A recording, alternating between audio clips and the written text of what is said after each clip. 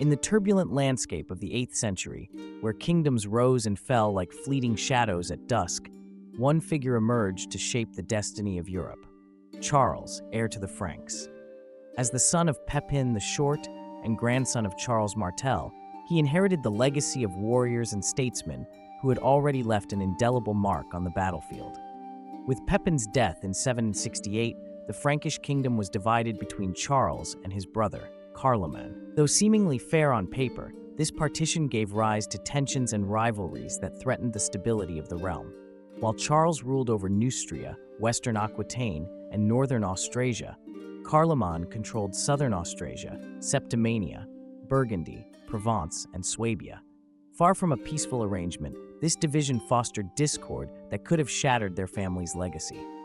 However, Charlemagne's sudden death in 771 dramatically shifted the balance of power. Seizing the moment, Charles swiftly consolidated his rule over the entire Frankish kingdom, overcoming internal and external threats that would put his leadership and strategic vision to the test.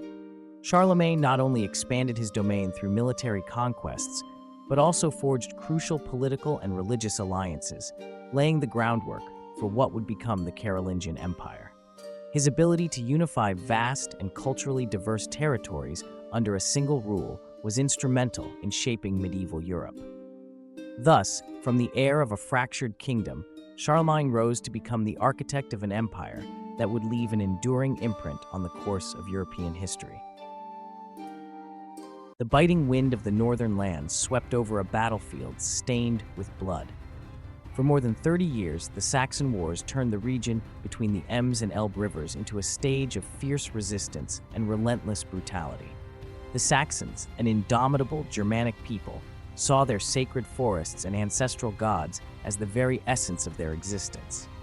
To Charlemagne, however, this land was not merely territory to be conquered, but a frontier between paganism and Christianity.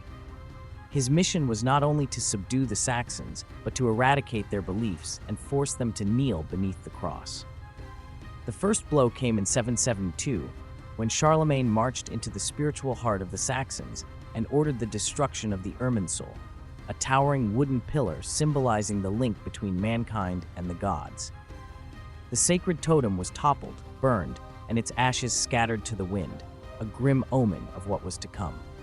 But a people who worshipped war would not yield so easily. Their forests became fortresses, their rivers barriers of defense, and the Saxons resisted with the fury of those fighting for their very soul. Leading this resistance was Widukind, a Saxon warlord who embodied defiance against the Franks. Always one step ahead of Charlemagne's armies, he knew the hidden paths of the forests and used guerrilla tactics to strike and vanish into the shadows. For years, the war followed a vicious cycle of brutal battles, broken promises, and bloody betrayals. In 782, seizing an opportunity as the Frankish army was spread thin, the Saxons delivered a devastating blow at the Battle of Suntel, slaughtering thousands of enemy soldiers and proving that they would not fall without a fight.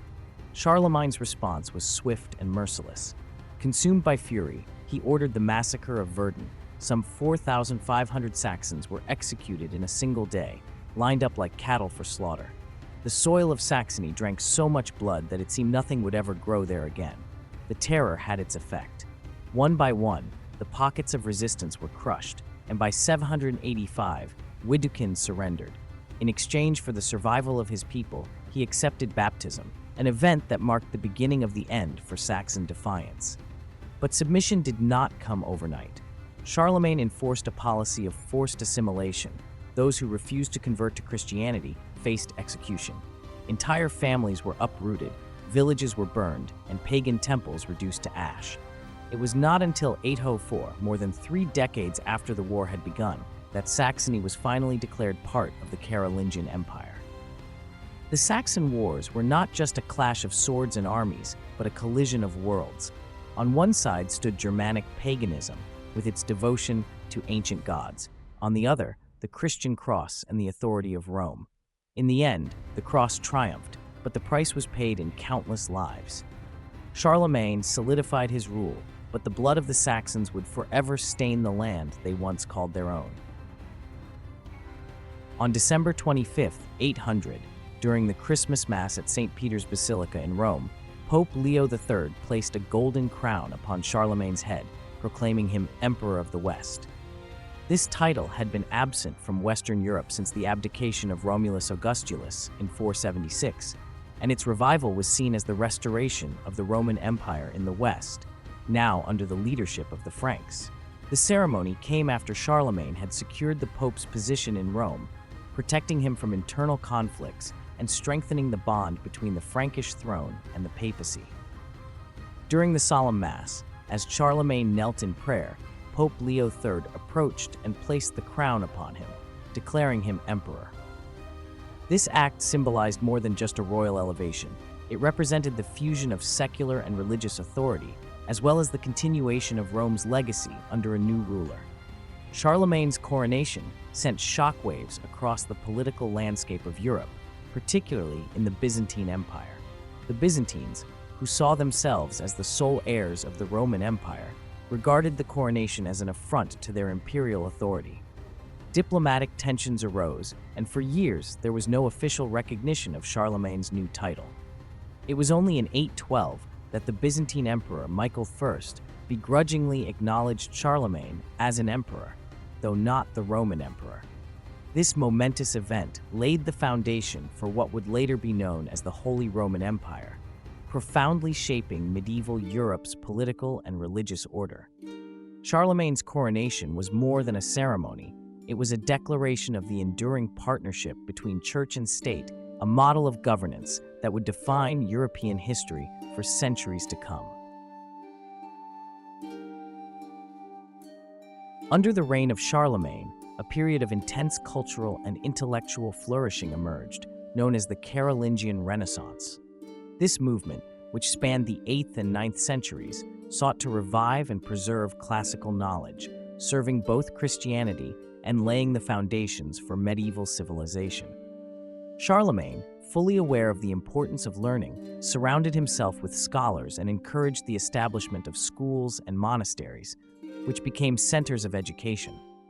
Within these institutions, ancient manuscripts were copied and preserved, ensuring the transmission of the Greco-Roman cultural legacy to future generations. One of the most notable achievements of this period was the development of Carolingian minuscule, a standardized script that improved the clarity and legibility of texts. This innovation greatly facilitated the dissemination of knowledge and influenced Western typography for centuries. The Carolingian Renaissance also promoted the construction of churches and the translation of classical works, enriching the culture of the time. This cultural revival not only preserved ancient knowledge, but also laid the groundwork for the development of scholasticism and the establishment of medieval universities. Thus, under Charlemagne's leadership, the Carolingian Renaissance marked a significant turning point in European history, revitalizing education and culture and shaping the identity of Western civilization. As the twilight of his life approached, Charlemagne, the colossal figure who had shaped much of Europe, felt the weight of his years and the battles he had fought. On January 28, 814, at the age of 71, he passed away in his palace in Aachen, leaving behind a vast and complex empire. His only surviving son, Louis the Pious, ascended to the throne. However, Louis lacked the political and military acumen of his father, which led to significant challenges in maintaining the unity of the empire. During Louis's reign, the Carolingian Empire faced internal divisions and disputes among his sons. These tensions culminated in the Treaty of Verdun in 843, which fragmented the empire into 3 distinct kingdoms, weakening the cohesion that Charlemagne had so carefully established. Thus, the grand empire built by Charlemagne began to disintegrate, marking the beginning of a new era in medieval Europe.